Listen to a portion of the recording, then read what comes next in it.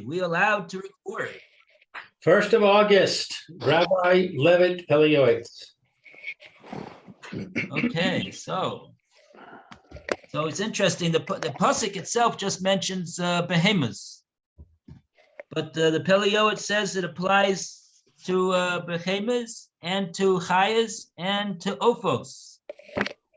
And so the question is what about goldfish? They're chayas. They're fish. They're not chayas. They're alive. But they're not chayos. They're dugim. Different category.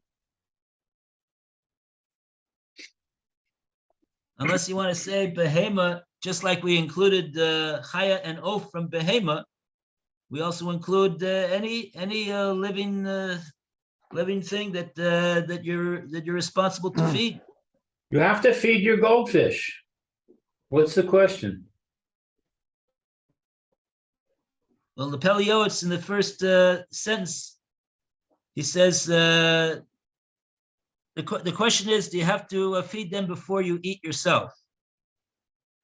So the source is in the second paragraph in Shema. It says that you have to. Hashem gave grass in the fields for your cattle, and then after that it says chalta v'savata. You'll after that. So it just says about behemoths, and the Pele Yoetz is saying I believe the Gemara says it also. It includes chayas and ophos, but I think yeah. So you want to say it includes any type of animal that you have in your possession. You should also have to feed them first as well. Okay. Now we go to Yoetz, or paragraph 18. On the bottom of page 34, negative mitzvahs of the Torah that depend on the mouth and the esophagus, otherwise known as the veshet, the food pipe. And we go to Roy, and we have to get back Alan. Alan fell out over here. He's asking to be admitted again. Oh, Alan, are you there? you're Muted, muted. Alan. Back. Okay, here I am. What happened? I don't know. I just hit the wrong button, I guess. Oh, okay. Okay, Roy, please. Negative mitzvahs of the Torah which depend on the mouth and the esophagus. At the time when a person refrains from prohibitions, he should intend that he refrains because of God's command to do his will and to provide satisfaction before the throne of honor. I don't know what that means. It is prohibited to eat tallow, prohibited animal fat. It is prohibited to eat blood. It is prohibited to eat any non-ritually slaughtered animal. Included in this is not eating an animal within the first 7 days after its birth. It is prohibited to eat treifa, animals suffering from an anatomical defect. It is prohibited to eat the sciatic nerve. It is prohibited to eat a limb torn from a living animal. It is prohibited to eat a meat and milk mixture. It is prohibited to eat non-kosher animals, birds, and fish, as well as all kinds of crawling creatures and insects. It is prohibited to eat orla, the fruits of a tree less than 3 years old. It is prohibited to eat new grain produce until the end of the 16th day of Nisan. I have a question. Yeah. Going back, it said, it says the kol minei shkatim v'romasha. But we know that grasshoppers, there are certain species of grasshoppers that are kosher. The Timanim have a Kabbalah on what is kosher and aren't they minei shkatzim v'ramasim? Right, perhaps let's take a look at let's see, let's examine with a fine tooth comb this language in the Sefer. While you're there, you could also, we could also deal with the question we asked about fish before, because it seems that, by the English, it explicitly says fish in this sentence. Yep, tummy fish, yeah. Yeah, he said it's prohibited to eat non-kosher animals, birds, and fish. What's the word for fish? Dagim? Yeah, Dagim, yeah. And what's the word for Dagtame. animals? Animals is behema behemoths. or What? Behemos. Behemos. So it doesn't say. yeah, he also does. He also seems to include chayos b'chal behema. He does not say chaya tamei at all. Just he seems to include those in behema. Okay, so he's not being very precise. So we probably can't make any conclusions from the language, because it's not intended to be so precise. Lo lecho behema tamea. So behema will include chaya. He doesn't have to enumerate chaya. Behema is a generic term that includes both the domesticated and undomesticated animals. Right. So he said that when they're tamea. Right. If they're tamea, so then it's aser. The oaf tamei, and also an oaf, which is tamei. Oaf is referring to non-kosher flying creatures, birds and fowl. The dag tamei, non-kosher fish. And all various types of shkotzim ramasim. She want to know, isn't there some types of creepy crawling things and insects that are mutter? For example, what? Locusts. Locust you could eat. Yeah. 4 species of locusts. But our Masor is that we don't eat these things. Because we don't know what they are, but my understanding is that we do acknowledge that they are kosher, and if we knew what they were, we would be able to eat them. Well, here he's not talking about what's kosher, what's not kosher. He's saying we don't eat it.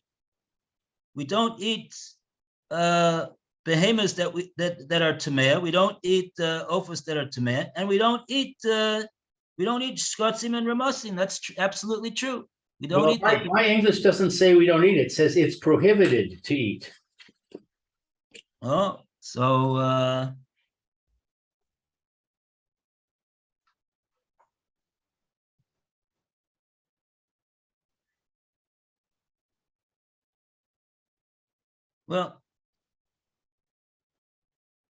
well, I would say like this. Is it simply a Isser Drabonin to eat these shkotzim and ramasim? No, it's an Isser Deraisa. And as a matter of fact, the Gemara in Makkah says that somebody eats I think what does he say over there? One of the types of insects or something like that. He's over on 5 different Isurim. Mm-hmm. So if we don't have a proper Masorah for which one of them we could and which one we can't, so we got a suffix in 5 Isure Deraisa. So what's the halacha in the case where you have a suffix in 5 Isure Deraisa? You don't know whether this is kosher to eat or not. The Torah says, don't eat it. That's what the Torah says. Sveika deraisa l'chumra. So you want to say it's usher? If we don't know that it's mutter, and we know that that there are those that are usher, and the truth of the matter is a lot more of them are usher than are mutter. Then if we have a suffix like that in an Isser Torah, we have to stay away. It's certainly usher to eat it, unless we belong to a group of Jews that claims that they have a Masorah that this particular species of creepy crawling thing is permissible. Well, I don't know if it's true, but I did hear one time that there is such a group. Sure, I have Temani friends who have a Kabbalah for grasshoppers. Yeah. Okay. So Just because something is kosher, it doesn't mean that we're allowed to eat it. As we've said already, that if something is kosher, but it's got a mum or something like that, that disqualifies it. But then it's a treifa. And he's Right. excluded treifas. Right.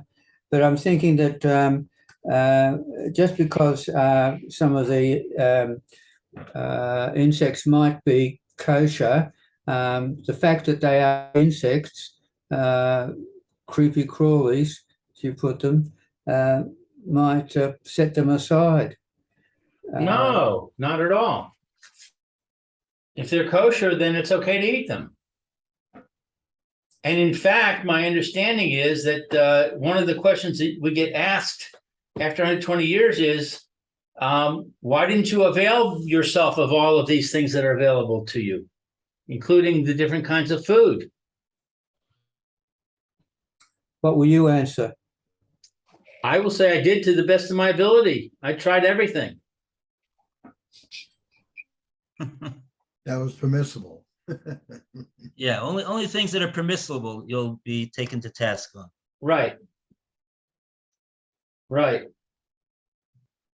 But for example, kosher bacon. They make a product which tastes like bacon, but it's kosher. So some people will say, "Oh, bacon is disgusting. It's like pork. I'm not going to eat it." But my understanding is that's not the correct attitude. The correct attitude is, I'd like to eat it, but I can't. Hashem said no.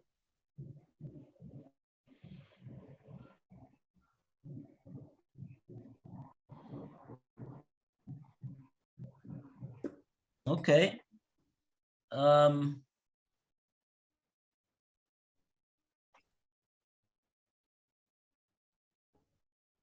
Okay.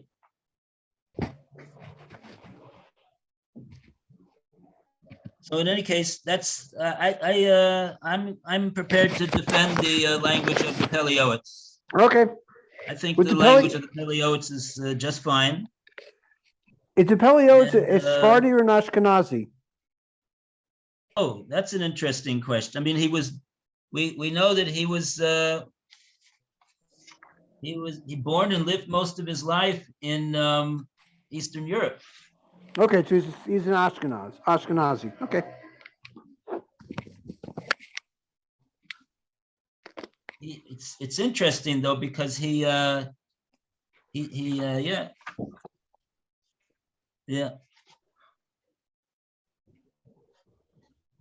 Okay. It is prohibited to eat from an idolatrous sacrifice or to drink from an idolatrous libation. It is prohibited to eat from anything in which there is a concern of danger to one's health. A danger to life is even more severe than a prohibition, as it says in Devarim 4:15, and you will be very cautious for your lives. It is prohibited to eat an unblemished firstborn animal or one that a person blemished intentionally. It is prohibited to derive benefit from a corpse, its grave, or its shrubs. It is prohibited to be a gluttonous eater or drinker.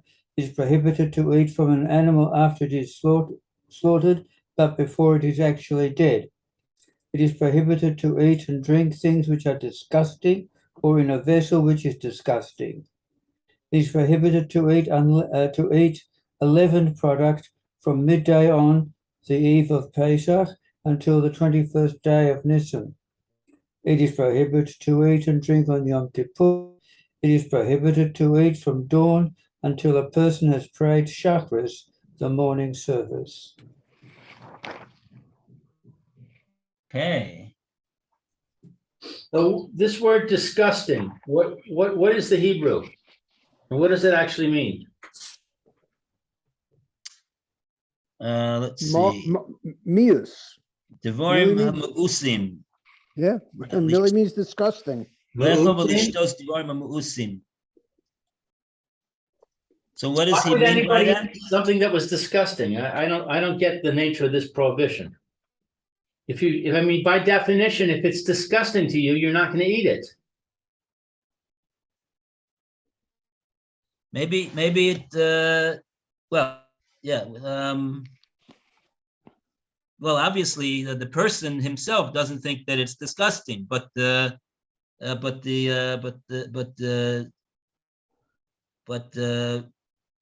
people would else. say that it's you know, the question really is what is he referring to over here? Yeah, that's what I'm wondering. Well, What creepy is he crawlies referring are to?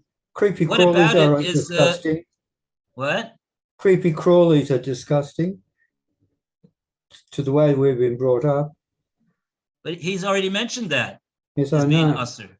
He doesn't need that. That would be here. We're talking. Obviously, we have to say we're talking about something other than Okay. shkotzim and ramasim, because shkotzim and ramasim have already been mentioned as being usher.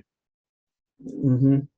So this is in addition to those things that have already been mentioned as being usher. We have devarim hamuusim or the thing itself. It's interesting. He doesn't call it food. He calls it devorim hamuusim. Things that are repulsive. Mos. Oh, baklimos. Even if the what's being eaten is in itself not repulsive, but it is being eaten out of a kli, which is mos. What is mos about a kli? Dirty. So, if it's dirty, if it had something repulsive in it beforehand. See, now I would not consider dirty to be disgusting. So is this a some kind of a individual perspective, or is this some kind of a general perspective? Is this like what is considered disgusting by the majority of people, or by the individual himself? I would imagine that most people would regard an unclean vessel, especially if it's obviously unclean and that got other food stuck to it or got things crawling around it, as being disgusting. But that could also be clean, though. Even if the vessel itself is clean, but it wouldn't be clean in that case anyway. If a person is used to going camping, he might say that a pot that's got some dirt in it from the ground, just wipe it out and use it. Whereas somebody who never does that might say, "Oh, that's disgusting." Mm-hmm. Yep. Well, it could happen. Yeah, but most people are not campers. Right. That's what I'm asking. Is it dependent on most people, or is it an individual analysis? It depends what disgusting is defined by the Rabbonim. If they do define it.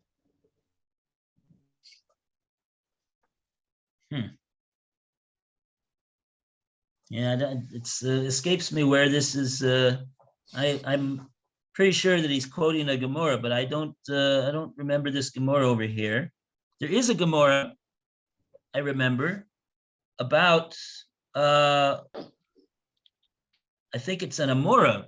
There were two Amoraim, and one Amora was doing something which he thought was, he thought was fine. That's why he was doing it, eating it, or the two things, eating some type of a insect or something, which or squashing an insect, and the Gemara says that he shouldn't have done it because it was upsetting the other Amora. That you have to be careful about, even though you may not be repulsed by something that you're doing, but if you do it in the presence of someone who is repulsed, so you're making the other person very uncomfortable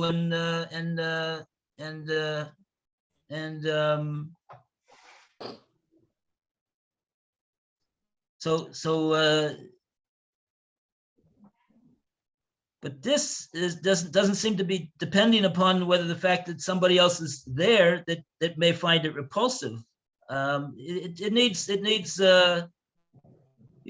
this is the problem, really. This is the problem with all of these matters over here, that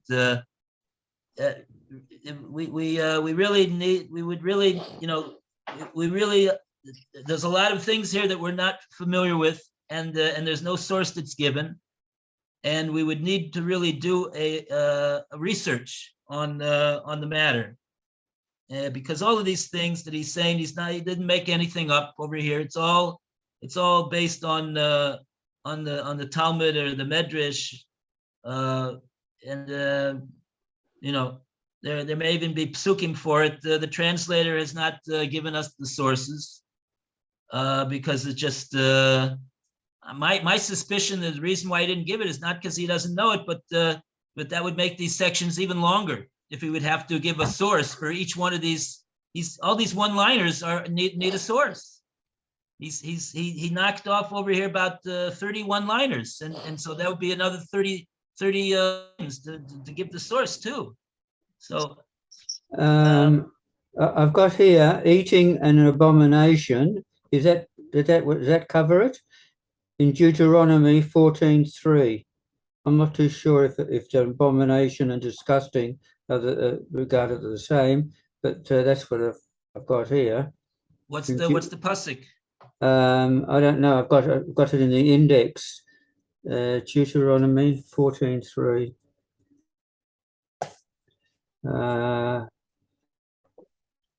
Look up the pasuk. Yeah, I am. That's the Haftarah. The Deuteronomy. Varim.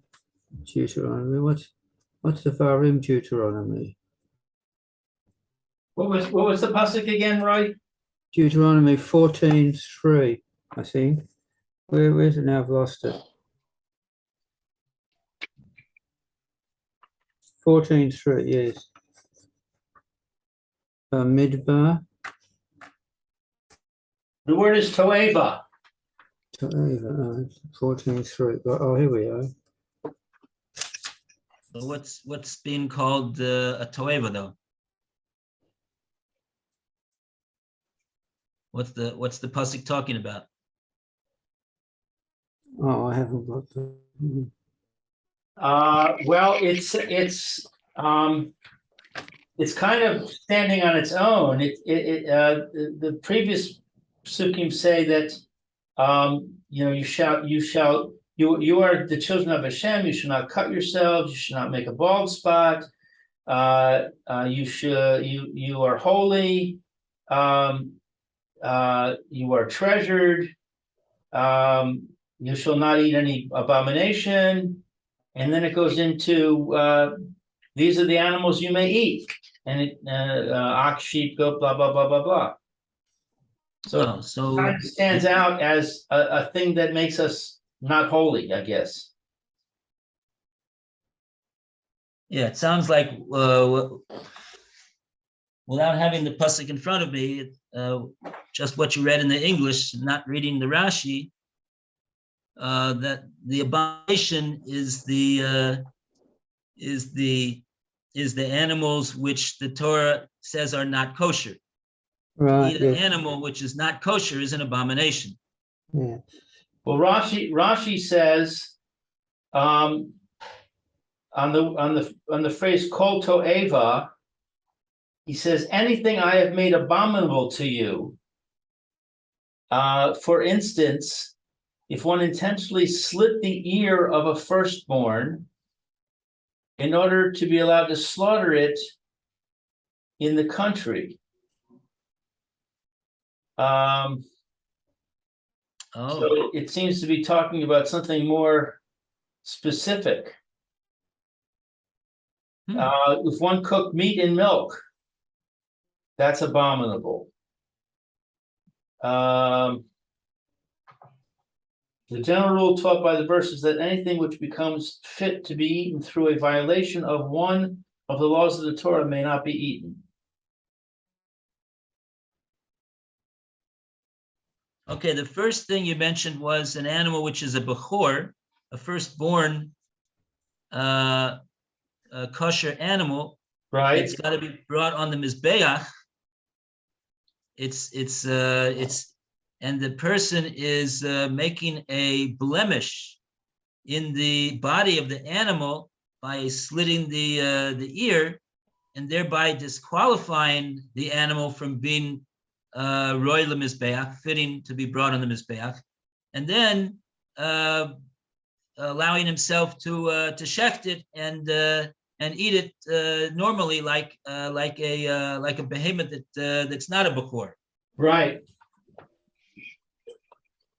So that would be, that Rashi says that's also regarded as a to'eva to do such a thing. So it would seem like this, in this instance, the idea of the abomination is the action of the person. The person is purposely violating this principle in order to be able to make it permissible. Yeah, but I don't think that that's what the Pele Yoetz is referring to over here. Yeah, I agree. No. Yeah, it's okay. I mean, And it's a different word. see, the truth of the matter is, I'll tell you something. I don't think the Pele Yoetz over here, he is doing something which has been done before him by the Sefer Haredim. The Sefer Haredim made a does he mention the Sefer Haredim in the beginning? He doesn't mention it. No. I thought he did mention it, actually. In the beginning of this section. The Sefer Haredim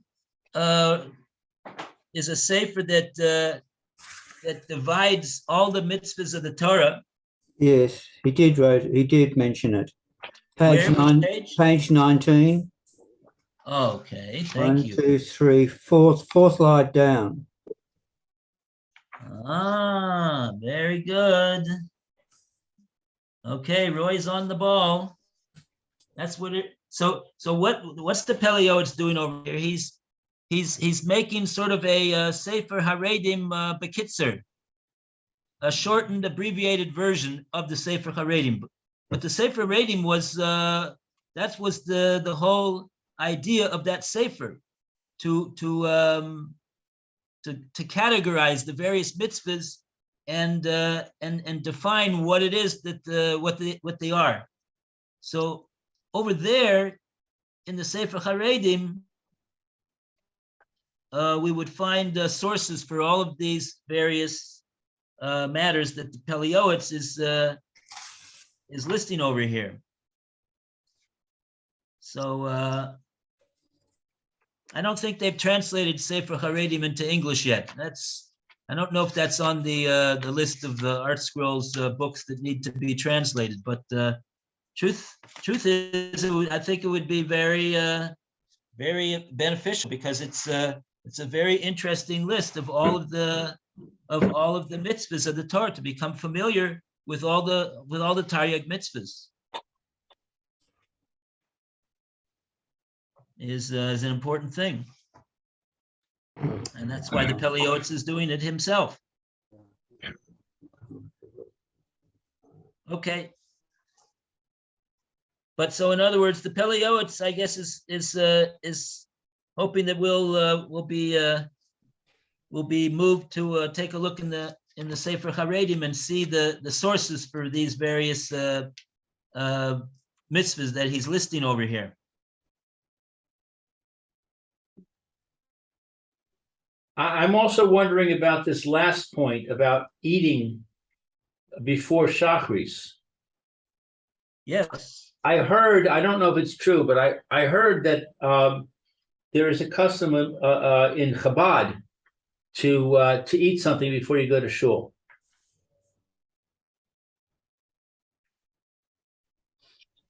On Shabbos morning.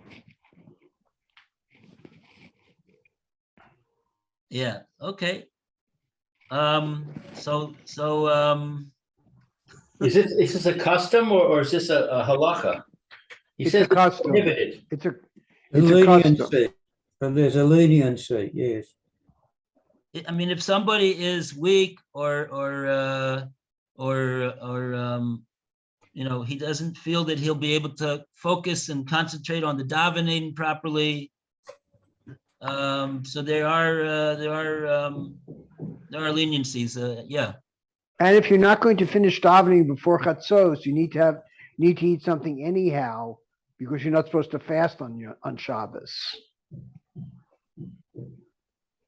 Well, And you could drink some water beforehand, and then you won't Yeah. fast. yeah,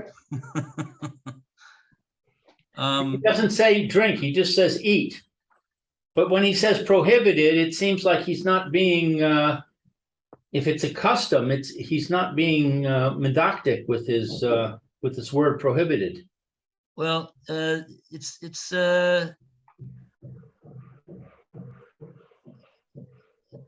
let's take a look in the halacha.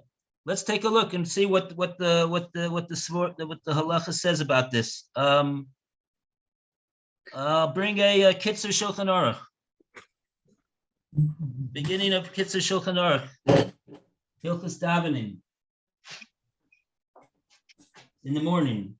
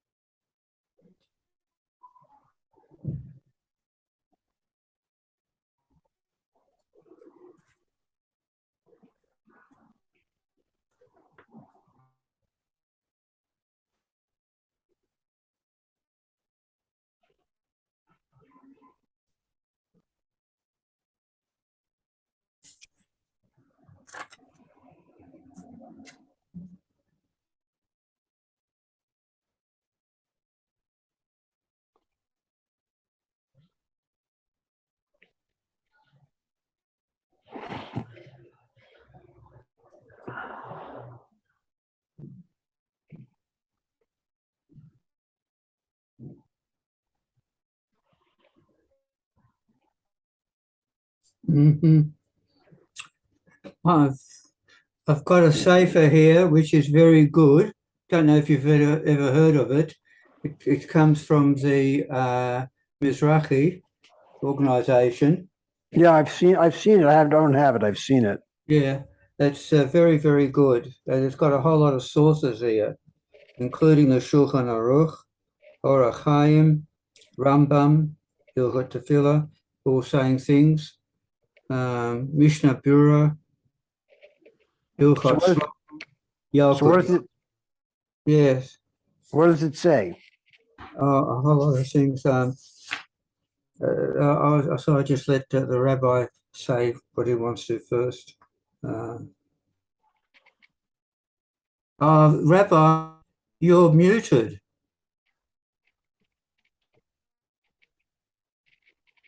You've been muted for a little while, I just noticed. Okay. Okay, so here's what the Kitzur Shulchan Aruch has to say.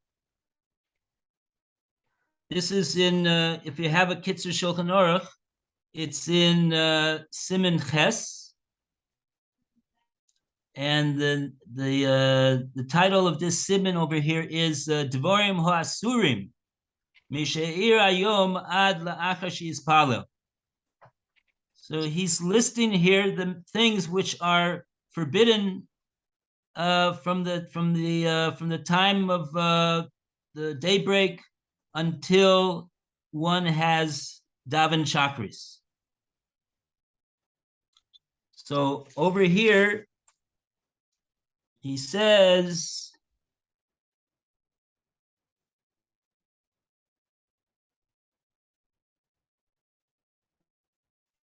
in Sif base. Sif base is the Sif about eating before chakris. So he says v'aser lo lechol o lishtos. It's aser to eat or drink.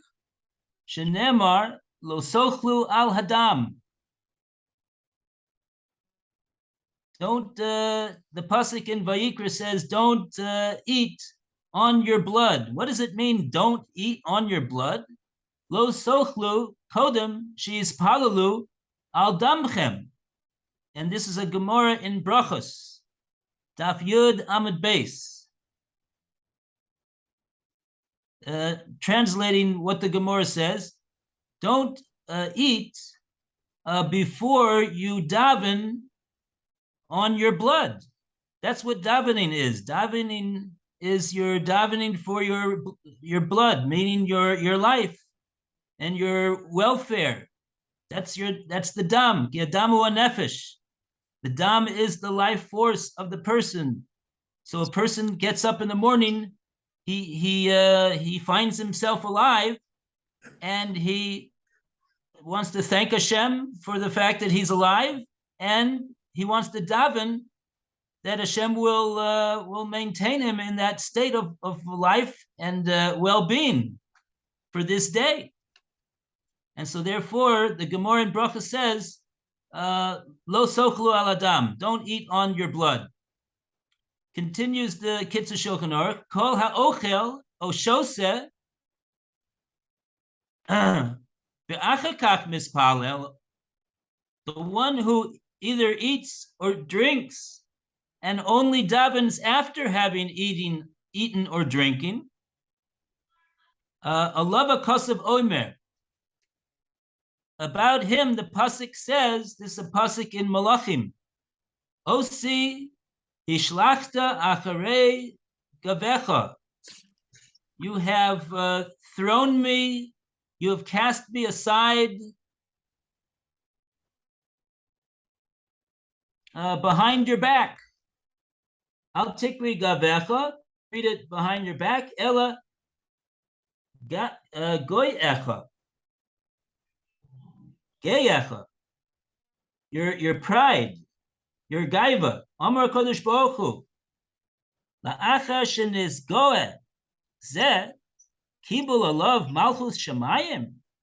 After this individual who has done something which is a haughty thing, now he's going to accept upon himself the yoke of my service. That's the Gemara. That's also the Gemara in Brachos. Afilu lishtos kafe, ote, im tzukar, v'chalav, asur. Even to drink coffee or tea with sugar and milk is forbidden. V'ish zaken v'chalosh, she'eno yochol lamod al nafsho ad eis yitzias hatzibor mibeit hakneset,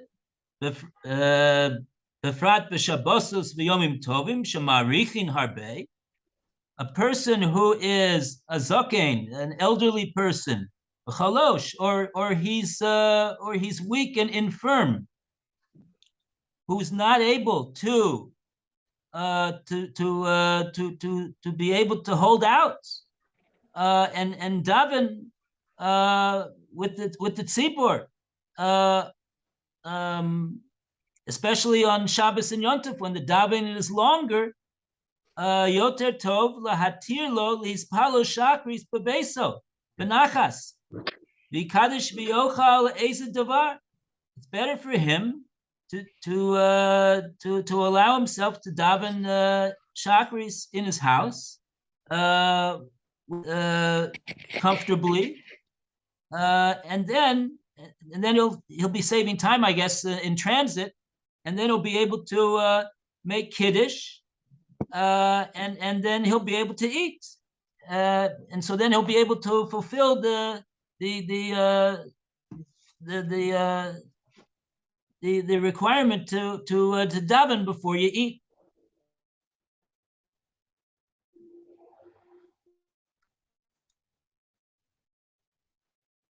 Oh, and then he says, "Va'achar kach yelech lebeis hakneses v'yachaven libo imatzibor betfilas shakris v'ispalel achar kach imahem musaf."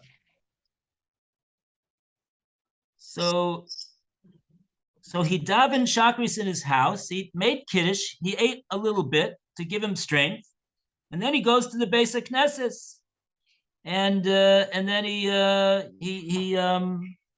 he'll daven with the tzibor musaf. Below sheyishte kafe im tzukar v'kadoiba below kabbalas ol malchus shemayim tchila. He should not drink coffee together with sugar without previously accepting on himself ol malchus shemayim beforehand. Ach litzarek refuah mutter. But if it's for purposes of if the eating is l'tzarek refuah, the purpose of what do you call it? Refuah. Health. To get himself back to health. He's unhealthy right now. He's unhealthy.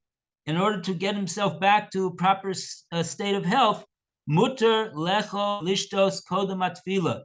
For such a person, it will be permissible for him to eat and drink before tefillah. She'ein bezeh mishum geus, because that is not a matter of arrogance and haughtiness.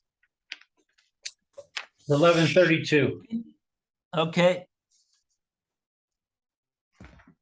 All right.